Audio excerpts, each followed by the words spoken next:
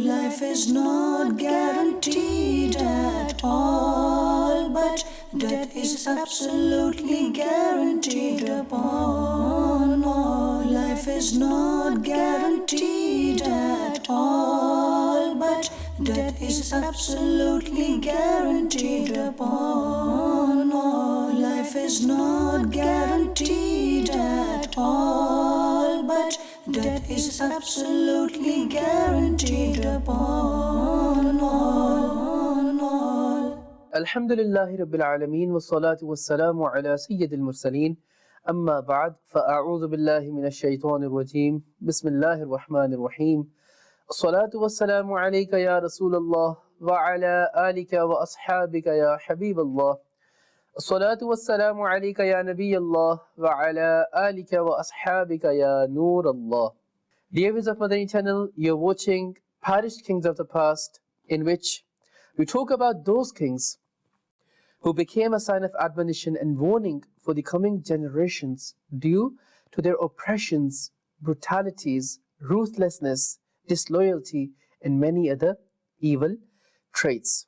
Among such kings was one king who was known as Hulagu Khan, or as we say, Hulagu Khan in English, who was the son of Genghis Khan, regarding whom we've done a complete separate episode.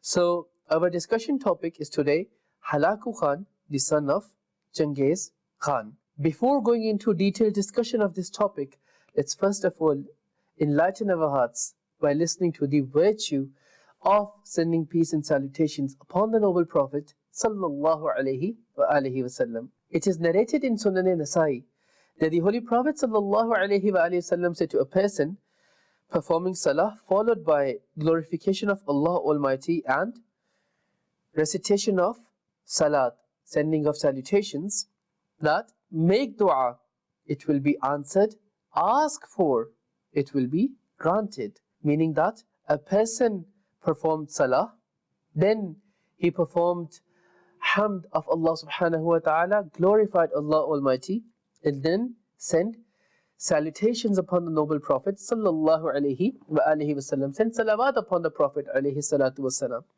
So to this person, Holy Prophet alayhi salatu wasalam said, make dua, it will be answered. Ask for, it will be granted. So we come to know, dear viewers of Madani Channel, offering salah, glorifying Allah Almighty, sending salutations upon the Prophet are those actions by the virtue of which our du'as will be answered and our needs will also be fulfilled. Sallu ala al-Habib sallallahu ta'ala ala Muhammad sallallahu alayhi wa alihi wasallam. So dear viewers of Madani Channel, coming back to our topic of the day, Hulagu Khan, son of Genghis Khan.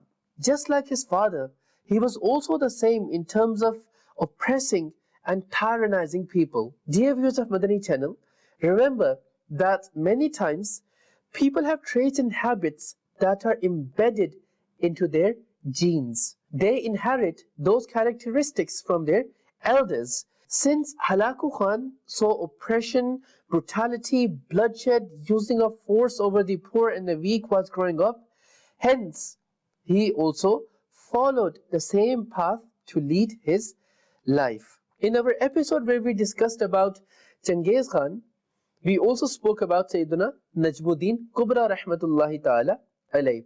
What a great saint of Allah Almighty he was. And it was by the virtue of his supplication that Sultan Khwarazm of Persia, he met his dreadful end. And Hulagu Khan martyred Sayyidina Najmuddin Kubra rahmatullahi ta'ala alayh. After gaining the rule, power, authority, he martyred such a saint who was known as Arif Billah, someone who has the recognition of Allah subhanahu wa ta'ala. Dear viewers of Madani Channel, holding enmity against the awliya, having grudge and malice against them, is like presenting yourself upon destruction yourself. It is stated in a hadith Qudsi that the Holy Prophet sallallahu alaihi wasallam has stated that Allah Almighty has said that he who holds enmity towards any of my awliya, I declare war against him. So this is how harmful it is to go against the awliya, to have grudges, to have malice in our hearts against the awliya. We should honor them, we should revere them, we should love them, we should supplicate and pray to gain their blessings. We should use their wasila, their medium in the court of Allah subhanahu wa ta'ala for our desires to be fulfilled. So those who ma'adallah are against the awliya, they present themselves upon destruction themselves. Now Hulagu Khan, he had martyred Sayyiduna Najmuddin Kubra rahmatullahi ta'ala alayh, and after that he invaded Baghdad. But he could not succeed in conquering Baghdad. He was finding it very difficult to conquer Baghdad. He attacked again and again, but he could not succeed. Then what he did was that he succeeded in having one of the close people of the Khalifa to be with him and enticed him to betray the king, to betray the Khalifa. And in the history, we normally see that people agree to betray the king, betray the Khalifa, falling prey to the greed of wealth, falling prey to the greed of this dunya, greed of this world. So Hulagu Khan gave him the same hope that once we conquer over Baghdad, we will make you the leader and governor of that area. You will be rolling in money. You will have all kinds of riches and luxuries of this world. Just show us the way how to conquer this city. Now this individual who was very close to the Caliph, to the Khalifa, he agreed to support Hulagu Khan. In other words, he became ready to betray his own king, to betray his own Khalifa. After this, Hulagu Khan, he attacked Baghdad. And since this very close person of the Khalifa, he had joined Hulagu Khan, and because of him revealing those secrets to Hulagu Khan succeeded in conquering Baghdad. He succeeded in taking over Baghdad. Now, dear viewers of Madani Channel, it is stated that they kept robbing and looting people in Baghdad for 3 to 4 days. And they kept killing people without having any kind of regard for whether it was a man or a woman, whether it was a child or an elderly person. Without any kind of regard, they kept carrying on this massacre and this bloodshed in Baghdad. Now, the Khalifa of Baghdad, he had been imprisoned. And Hulagu Khan was thinking that how should he punish the Khalifa? How should he behead him, or how should he kill him? Hulagu Khan, he himself, just like his father, was a symbol of tyranny, a symbol of oppression. So he decided that he should kill Khalifa in such a way that, let alone Baghdad, but wherever people hear about how I killed this Khalifa, their hearts get filled with awe and fear. Therefore, it was decided that the Khalifa should be placed inside a leather bag, and the leather bag should be sealed from the top, and people should beat him to death. This is the way that Hulagu Khan thought of killing the Khalifa. Therefore, this is exactly what happened. This is exactly what was executed. The Khalifa, the Caliph, was placed inside a leather bag that was sealed from the top. And then people, they struck him with all sorts of things. And the Caliph was ruthlessly and brutally martyred.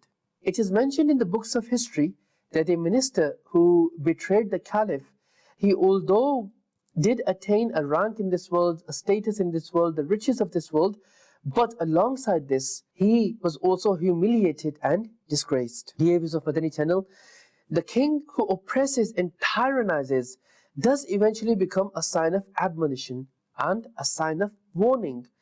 And the punishment of the hereafter is in addition to this. Allah Almighty states, وَلَا عَذَابُ الْآخِرَةِ أَشَدُّ وَأَبْقَى, meaning, and indeed, the punishment of the hereafter is most severe and most lasting. You've just heard that how Hulagu Khan tortured the Muslims of Baghdad, how he made the minister betray the Caliph, and how ruthlessly he martyred the Caliph. This very act of brutality took place in 656 Hijri, and the Caliph who became subject to this cruelty was Mu'tasim Billah. However, those who inflict such oppression and tyrannies do eventually become a sign of admonition for other people by meeting their own dreadful end. And dear viewers of Madani Channel, same was the state with Hulagu Khan. He also met a dreadful end that became a means of admonition and sign of warning for other people. He met a dreadful end in front of his own army, in front of his own people. Now, how did this happen? Let's hear about this. Dear viewers of Madani Channel, the oppressors normally tend to think that no one can match their power. As the oppressor, he has power, he has rule, he has authority. So based on his authority, rule, power, or whatever he has, based on that, he becomes arrogant, he becomes oppressor. And he thinks that no one can stop him. He thinks that he's all in all, it's only him. No one has any chance to confront him. That's what he normally thinks. But remember that no matter how much one oppresses the other person, no matter how heavily one oppresses the other person, the oppression at the end of the day comes to an end. And the oppressor does face a dreadful end. Hulagu Khan, he also had similar kind of thoughts for himself as well. That I'm killing people, I'm oppressing them, I'm the ruler, I have power. Who is going to stop me? I'm all powerful. No one can even dare to challenge me. So, Hulagu Khan, he also had all these thoughts in his mind. So, once what he did was that for no reason, he wanted to kill the people of a town. So he ordered for the people of that town to stand in 3 rows, form 3 rows and stand in them. So 3 rows of people were formed. And Hulagu Khan, he commanded his executor to start beheading people. And this command was issued in a very fierce voice. The executor, he obeyed by the command and started beheading people. People were being beheaded just like we cut vegetables and fruits. This was the state of beheading of people at this instance as well. At the end of the first row, there was an elderly person. And when he saw that the executor is approaching him, he moved in the second row, at the end of the second row. And Hulagu Khan was witnessing all this. After killing the people of the first row, Hulagu Khan turned to the second row. And Hulagu Khan ordered for the people of the second row to be killed as well. So this command of his was also obeyed, and the executor kept beheading them as well. When the elderly person saw that the executor is approaching me, then what he did was that he moved in the third row right at the end. And again, Hulagu Khan was witnessing all this. After the executor beheaded everyone in the second row, now Hulagu Khan ordered him to execute everyone in the third row, behead everyone in the third row. So the executor, he starts beheading everyone in the third row. And when the executor, he approached the elderly person right over here, Hulagu Khan told him to stop, because there were only 3 rows. There was no other row in which this elder person could go to. So when the executor reached right the end of the third row and reached the elderly person, that's where Hulagu Khan told him to stop. At that time, Hulagu Khan had a lemon in his hand and he was playing with it. He would throw the lemon in the air and catch it. So this is how he was playing with the lemon. So Hulagu Khan had ordered the executor to stop, which of course was obeyed, and the executor had stopped from beheading the elderly person. Hulagu Khan asked the elderly person to tell me now, who will save you from me? To save your life, you came in the second row from the first row, and then in the third row from the second row. But now, where else will you go? Who is going to stop you from me now? So Hulagu Khan questioned the elderly person in these words. the elderly person raised his gaze towards the sky and took a silent sigh. And then he looked at Hulagu Khan. Hulagu Khan said to him, "Speak, why don't you speak? Who's going to save you from me now?" Hulagu Khan kept repeating these words out of arrogance. Now that elderly person, he was looking at Hulagu Khan and he replied, "Allah." He replied, "Allah, Allah will save me." Upon this, Hulagu Khan became enraged. He was furious and he issued the command to the executor to behead the elderly person as well. Now, whilst all this was happening, the lemon that Hulagu Khan had in his hand, with which he was playing, it coincidentally fell on the ground. Now to pick up his lemon, Hulagu Khan, he bowed down to pick it up, but he disbalanced and could not control himself.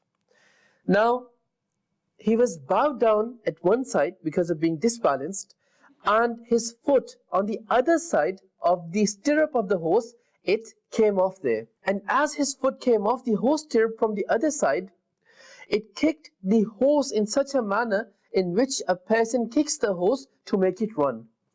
So all this happened coincidentally. The lemon falls down, Hulagu Khan bows down to pick it up, but he disbalances and couldn't control himself. He's bowed down on one side, his foot from the other side of horse stirrup comes out, and it touches the horse in such a manner in which a person touches the horse, kicks the horse to make it run. All this happened at once. As this happened, the horse started to run swiftly, and Hulagu Khan was bowed down on one side, and the horse is running and running and running swiftly, and everyone is watching this scene. The whole army is watching this scene. As the horse is running and Hulagu Khan is bowed down on one side, disbalanced, his foot is also out of the stirrup from the other side. The horse is running. All of a sudden, Hulagu Khan falls down of the horse and his head crashes into the rocks on the floor repeatedly. Due to his falling of the horse and having his head smashed into those rocks repeatedly, he died on the spot right there. All this happened in front of his own army, in front of that elderly person. Now, dear viewers of Madani Channel, you've noticed that Hulagu Khan was there to kill an elderly person, but how things changed upside down. The army of Hulagu Khan were surprised and astonished to see that how few words of an elderly person changed things upside down. Everything completely changed upside down, and something completely unexpected happened. Hulagu Khan died a painful death in front of his own army, in front of his own troops. Hulagu Khan left this world being disgraced in this manner, and that elderly person, he left from there. So dear viewers of Madani Channel, again we come to know that an oppressor, he at the end of the day does get to face his own dreadful end. The consequence of oppression is not good to face. Remember, the sigh of oppressor reaches the arsh. With an oppressor is his oppression, but the one who is being oppressed, with him is Allah subhanahu wa ta'ala. For the time being, it does seem as if the oppressor is not facing anything wrong with him. There's nothing going wrong against him. Then dear viewers of Madani Channel, there is some respite as well that is given to the oppressors. And then when Allah Almighty seizes them, the seize of Allah Almighty is very severe. And then there's no escape from there. So Hulagu Khan, he met his own dreadful end. He died a disgraceful death in front of his own troops, in front of his own army. And this embodiment of tyranny, this mountain of oppression and ruthlessness, died a painful death. This was all in our today's episode, in which we covered about Hulagu Khan.